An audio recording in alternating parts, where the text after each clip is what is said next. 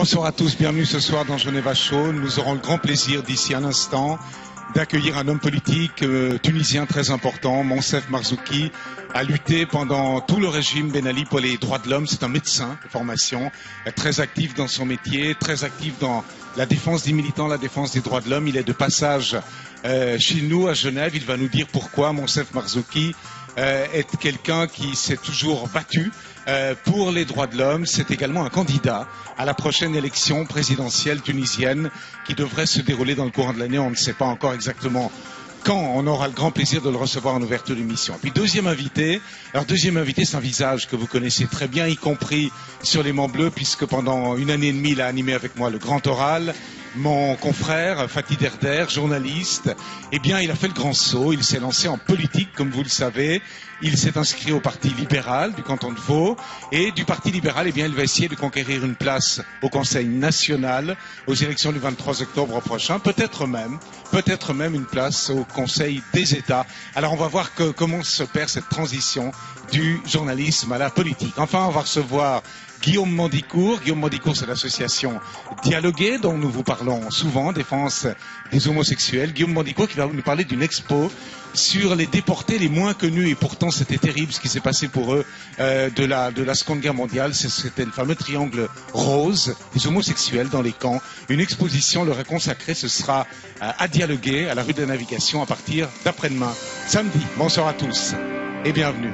Le grand oral, justement, ce sera maître Marc Bonan, un avocat que vous connaissez bien, particulièrement flamboyant, sans doute l'avocat le plus connu à Genève. Ce sera à 18h et 20h dimanche sur les Monts Bleus. Bonsoir et bienvenue, monsieur Marzouki. Bonsoir. Vous avez dû courir. Merci de me recevoir. Votre avion vient d'arriver. Absolument. Comment allez-vous d'abord? Je vais bien. Je suis toujours sur un nuage, c'est-à-dire j'arrive pas à croire que nous nous sommes débarrassés de la dictature il y a 1 mois et demi maintenant, et que je vis dans un pays libre et qui affronte évidemment maintenant les problèmes de la démocratie, mais il vaut mieux ce genre de problèmes que ceux qu'on avait sous Ben Ali. Bon, on refera votre parcours tout à l'heure. Ce mois de janvier complètement fou. Est-ce que vous avez vu venir cette révolution tunisienne? En tout cas ici, on a tous l'impression qu'elle nous est tombée dessus comme ça, assez vite.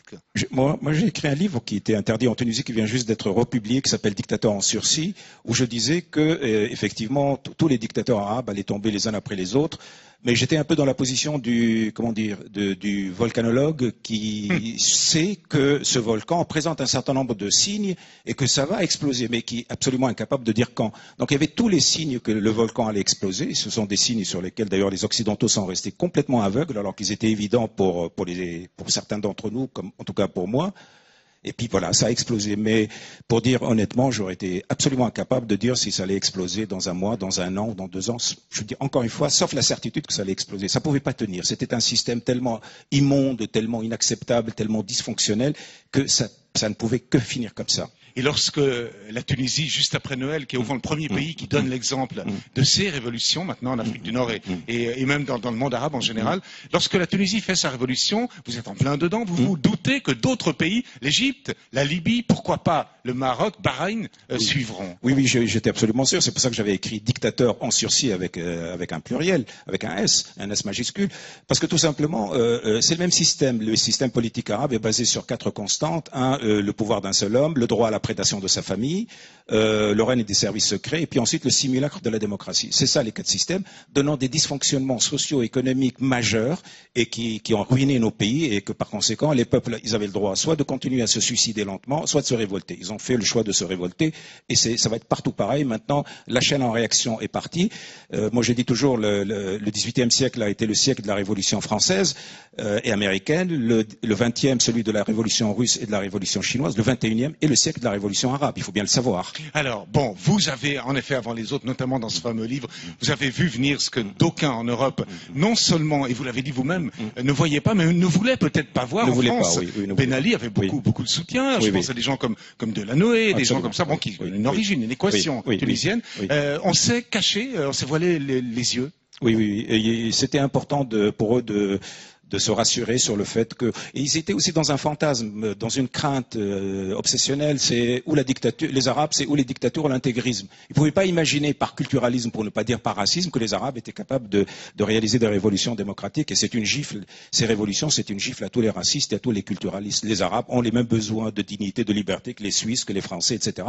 Et ils vont imposer des systèmes démocratiques et non pas des systèmes réactionnaires, islamistes, etc. Tout ça, c'est du fantasme. Alors c'est vrai, ce système duel ou dual qui faisait dire soit c'est l'islamisme, soit c'est le rempart. Et d'ailleurs, Ben Ali se définissait comme un rempart. C'était son fonds de commerce. Son fonds de commerce. Bon, vous avez toujours dit c'est plus compliqué. Oui. On peut admettre, en tout cas, l'aile politique des islamistes dans une pluralité gouvernementale. Oui, vous avez ici des chrétiens démocrates. Nous avons aussi des islamo-démocrates. Il y a un spectre de l'islamisme qui va d'Erdogan au Taliban. Nous avons la chance en Tunisie d'avoir un islamisme modéré à la turque. Et ben, c'est notre chance. Voilà, ils auront leur place, mais ce ne sera pas un État islamiste. Il n'y aura pas d'État islamiste au sud de la Méditerranée. Il faut cesser de se cacher derrière son doigt, derrière ce fantasme. Il y aura des États démocratiques, pourvu que les États démocratiques nous aident. Et là, je voudrais quand même profiter de ce passage pour lancer un appel. Je suis venu en Suisse ici pour lancer un appel vibrant à tous les démocrates suisses.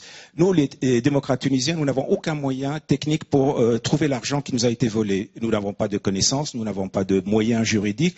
Nous avons peur d'être enlisés dans des procédures judiciaires qui vont prendre des années et des années. Donc, nous demandons à nos amis démocrates suisses, qui soient dans la banque, dans la finance, partout, de se solidariser avec nous, leurs frères démocrates de l'autre côté de la Méditerranée, de nous aider très rapidement à retrouver l'argent qui nous a été volé, des milliards et des milliards, qu'il soit caché en Suisse ou ailleurs, et de nous aider à les rapatrier, parce que nous avons besoin de cet argent, nous avons un ultime besoin de ça. La misère économique est importante dans ces pays de Sidi Bouzid, de Gafsa, etc. Les gens n'ont pas de quoi manger. Il faut absolument que nous puissions récupérer ces sommes folles, délirantes qui nous ont été volées, pour que nous puissions faire redémarrer la machine économique. Et ça, c'est comme ça que les démocrates suisses pourront nous aider. Je fais appel à leur sens du civisme international, à leur sens de solidarité internationale pour nous aider. Et pour cela, ils peuvent se mettre d'accord en rapport avec les associations tunisiennes qui sont ici à Genève, et pour nous aider justement, qu'ils soient avocats, qu'ils soient financiers, qu'ils soient banquiers, qu'ils soient hommes politiques.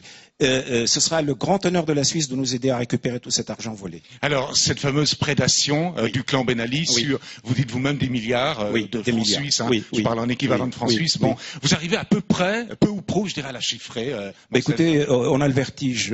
Quand on pense par exemple qu'on sait que Moubarak a volé au peuple égyptien entre 40 et 70 milliards de dollars, quand on sait que la fortune qu'on a trouvée dans le palais de Ben Ali, ça chiffre à quelque chose comme 1 milliard et demi d'euros, qui était caché en billets de banque. Ah oui, cash. Donc on se dit, mais attendez, mais bon sang, combien de milliards et de milliards ils nous ont volés? Nous avons été saignés à blanc par la corruption. Nous sommes des peuples qui ont été saignés à blanc. Alors maintenant, nous sommes en train de mettre le doigt sur l'artère qui saigne, et donc nous allons plus être volés, mais nous avons besoin d'une transfusion de ce sang qui nous a été volé, tous ces milliards, nous en avons besoin pour donner du travail à nos jeunes, pour donner de l'éducation à nos enfants, pour donner des chaussures à nos enfants qui marchent pieds nus. C'est ça la contribution de la Suisse à la révolution tunisienne. Alors, Monsef Marzouki, si vous voulez, on va faire un petit flashback. Oui. C'est passionnant de nous écouter. On a pris note de votre appel, et je crois qu'il sera relayé dans la presse demain, à ce que les Suisses se montrent solidaires. Je vais donner 2 dates. Au milieu des années 50, c'est l'indépendance, c'est Bourguiba. Le 7 novembre 87, c'est la prise de pouvoir par Ben Ali, et qui était d'ailleurs l'homme fort déjà de Bourguiba, et qui prend le pouvoir pour lui, qui le garde, disons, un quart de siècle à peu près. Et puis, bon, cette révolution maintenant, comment est-ce qu'elle va tourner? D'abord, où en sommes-nous? Parce qu'au fond, on s'est un peu désintéressé de la Tunisie par la force des choses. L'Égypte s'est rappelé à notre bon souvenir, la Libye, etc. Où en êtes-vous actuellement? D'abord, il faut avoir le regard sur la Libye. Le peuple libyen est en train de se faire massacrer par un fou. Là aussi, il faut que les démocrates suisses se mobilisent par tous les moyens pour aider le peuple libyen. Pour ce qui est de la Tunisie, ne vous inquiétez pas. Nous sommes un peuple pacifique. Nous sommes un peuple de tradition modérée. Aujourd'hui, il y a un grand débat en Tunisie. Ça se passe je dirais, sans violence. Et nous nous sommes débarrassés du dictateur. Là, nous sommes en train de nous débarrasser de la dictature, non pas par chaos, mais par points. C'est-à-dire, hop. Nous allons mettre cette dictature à genoux et nous allons construire un pays Et il faut nous donner simplement un peu de temps. Nous avons besoin de peut-être 6 mois à 1 an pour mettre en place les structures de la démocratie. Nous avons un peuple qui est extrêmement éveillé, une jeunesse qui est extrêmement éveillée, une classe politique modérée. Il n'y a pas de gros enjeux internationaux, donc peut-être les grandes puissances nous laisseront tranquilles, contrairement à l'Égypte, où ils vont essayer d'intervenir. Non, on ne joue pas dans la cour des grands, si vous voulez, au point de vue international. Donc nous avons les chances de mettre au point une démocratie. Sauf si nous avons une grosse crise économique, et c'est pour ça qu'il est important pour nous de retrouver cet argent qui nous est volé rapidement. On n'a pas le temps de le chercher pendant 10 ans, 20 ans. Il nous le faut maintenant pour pouvoir démarrer, réamorcer la pompe économique tunisienne.